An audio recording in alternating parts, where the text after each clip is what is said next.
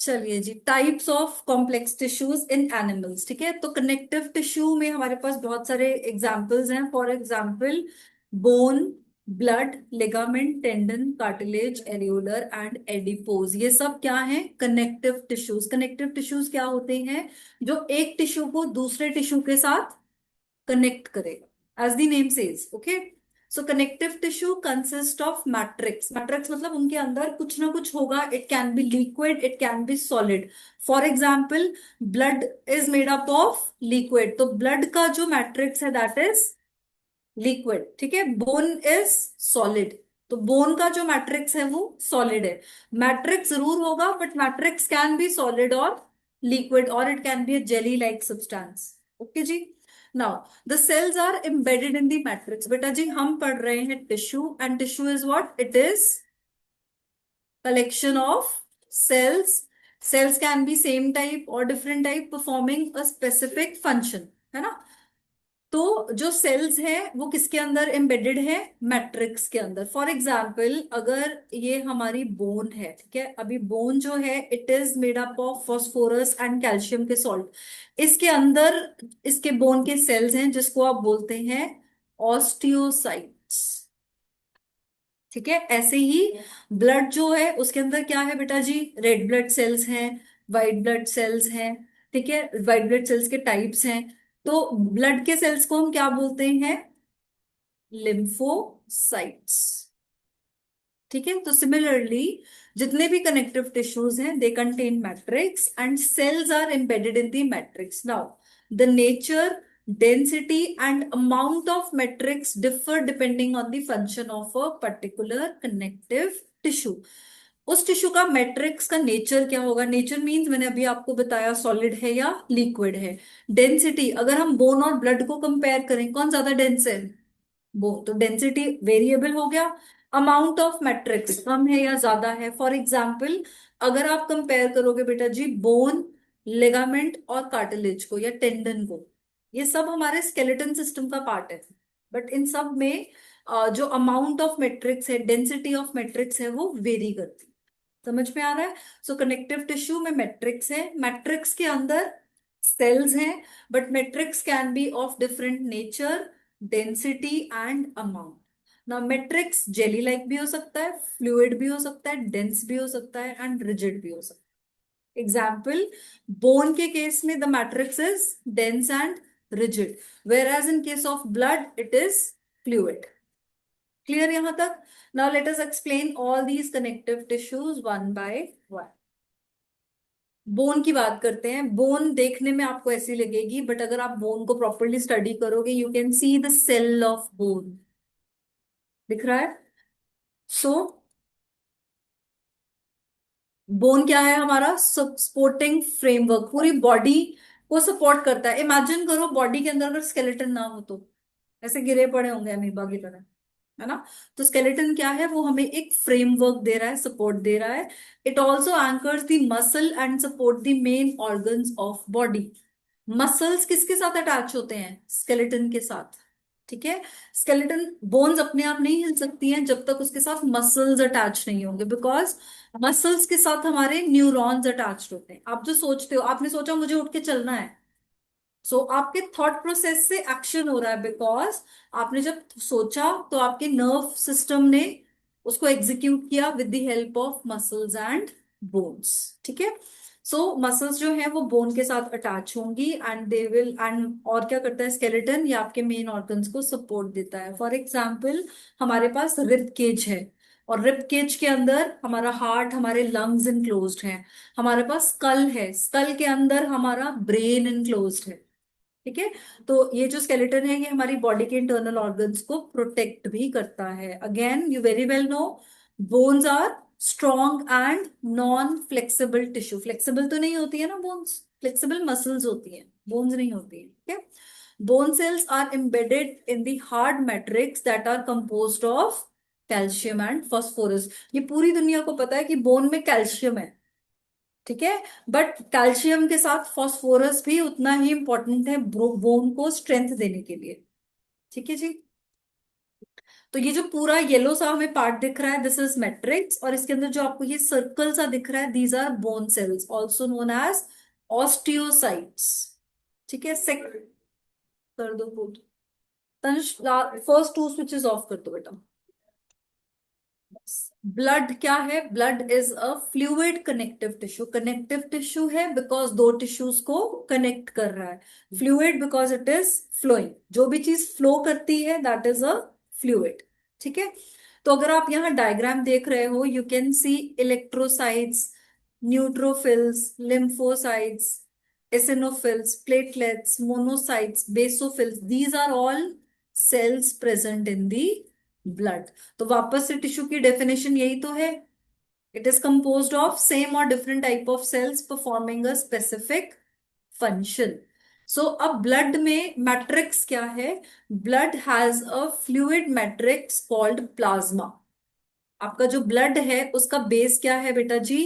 Plasma. Around 92% of the plasma is made up of water। ठीक है। Plasma, इस plasma में और क्या क्या है? आरबीसीज हैं, डब्ल्यूबीसीज हैं, और इनऑर्गेनिक मॉलिक्यूल्स हैं, जैसे कि कैल्शियम का आयन, पोटेशियम का आयन, यूरिया, ये सब चीजें ब्लड में प्रेजेंट है, ग्लूकोज, अमाइनो एसिड्स। ठीक है। तो ये सब चीजों को अगर आप सम अप करते हो तो हमारा कनेक्टिव टिश्यू बनता है ब्लड। इनके अमाउंट्स वेरिएबल हैं। ठीक है। So this is plasma. ये जो येलो वाला पार्ट है, उस प्लाज्मा के अंदर जितने भी सेल्स हैं, उन सेल्स की वजह से जो लिक्विड बनता है that is called blood. Plasma के अंदर ब्लड है। ठीक है। ना, plasma contains protein, salts and hormones. Blood का काम क्या है? It transport gases, it digest food, hormones को ट्रांसपोर्ट करता है from one part two another. For example, हमारा एक हार्मोन है जो पिट्यूटरी ग्लैंड से बनता है, ब्रेन के अंदर है वो पिट्यूटरी ग्लैंड। ठीक है।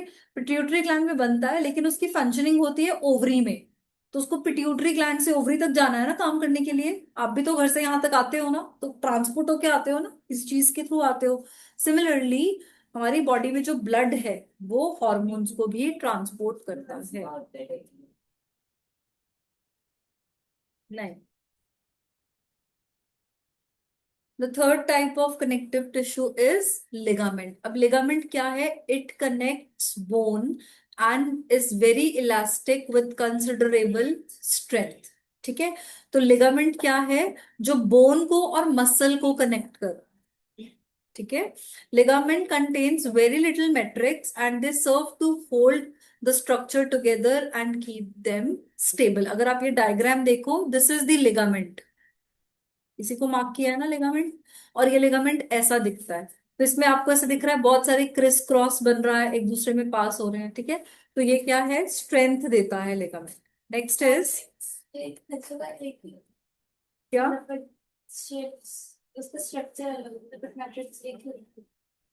मैट्रिक्स बोन में एक होगा, ब्लड में अलग होगा, बट होगा वो मैट्रिक्स।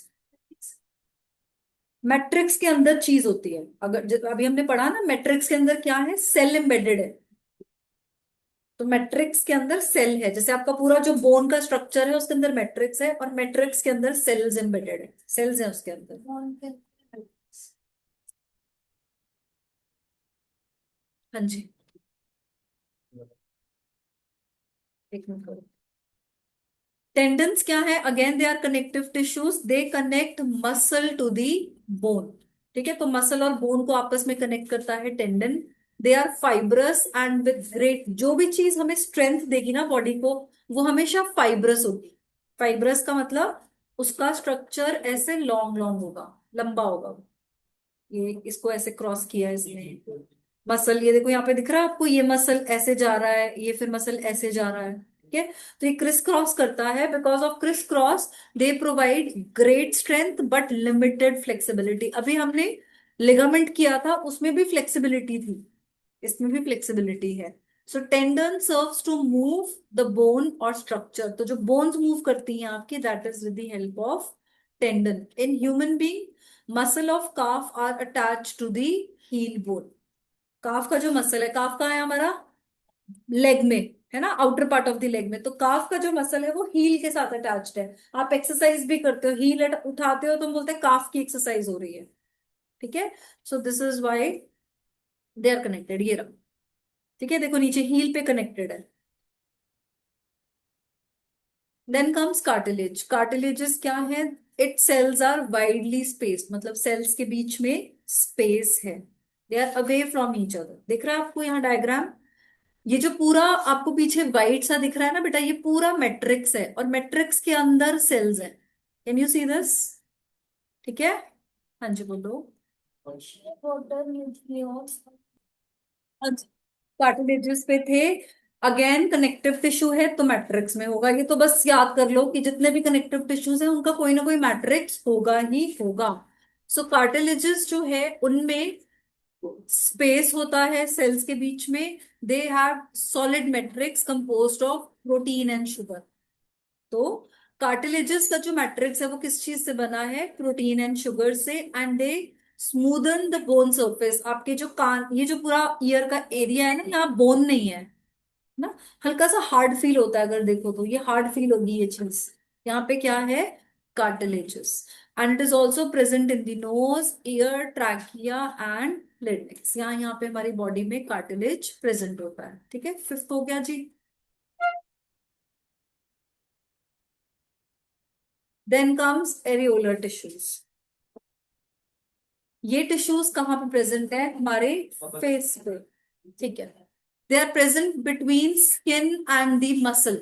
ठीक है। अब आपका जो फेस है, ठीक है, स्किन है, स्किन के अंदर चीक मसल्स भी तो हैं। तो वहां पे एरियोलर टिश्यूज प्रेजेंट होते हैं around blood vessels, around nerves and in the bone marrow. तो ये डायग्राम है पूरा। इसमें ये आपका किसका डायग्राम है? मसल्स का। इसमें मैक्रोफेजेस हैं। फाइब्रोब्लास्ट कहाँ पे है? ये फाइब्रोब्लास्ट है, ये जो ग्रीन सा दिख रहा है ना आपको structure. Fibroblast is a part of muscle.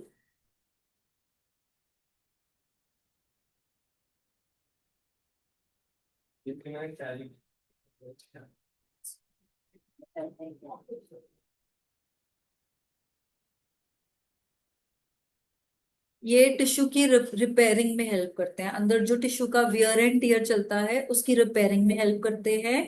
Internal organs को सपोर्ट देते हैं। आपके जो इंटरनल ऑर्गन्स है वो बॉडी में ऐसे थोड़ी नहीं हैंग हो रहे हैं, वो कहीं से तो कनेक्टेड है ना। तो वहां पे ये कनेक्शन में हेल्प करते हैं। And it फिल्स the space inside the organ. Suppose आपकी बॉडी में लिवर है, और वो लिवर है, पैनक्रियाज है, उनके बीच में जो जगह है वो खाली जगह थोड़ी ना है। बताओ। अगर ये ह्यूमन स्ट्रक्चर है, यहाँ पे हमारा इंटेस्टाइन है, यहाँ पे स्टमक है, इधर लिवर है, तो बीच में क्या खाली जगह है? बीच में क्या है? Areolar tissues. समझ में आ रही है कहानी? तो बेसिकली क्वेश्चन क्या था? ये सपोर्ट देता है बेटा, इंटरनल ऑर्गन्स को सपोर्ट देता है, टिश्यू की रिपेयरिंग में हेल्प करता है, ऑर्गन्स के आसपास रहता है ताकि ऑर्गन सेफ रहे, किसी इंजरी के टाइम पे ऑर्गन को कोई प्रॉब्लम ना आए। बट ऑर्गन के अंदर टिश्यू, टिश्यू के अंदर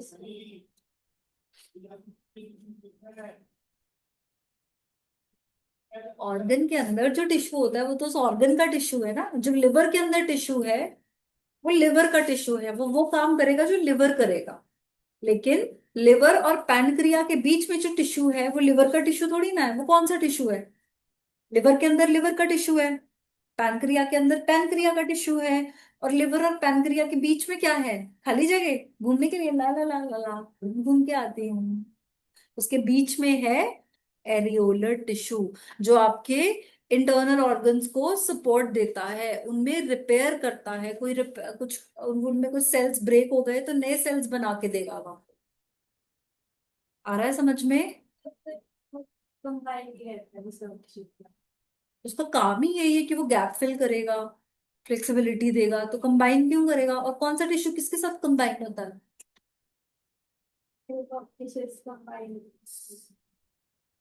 हम्म।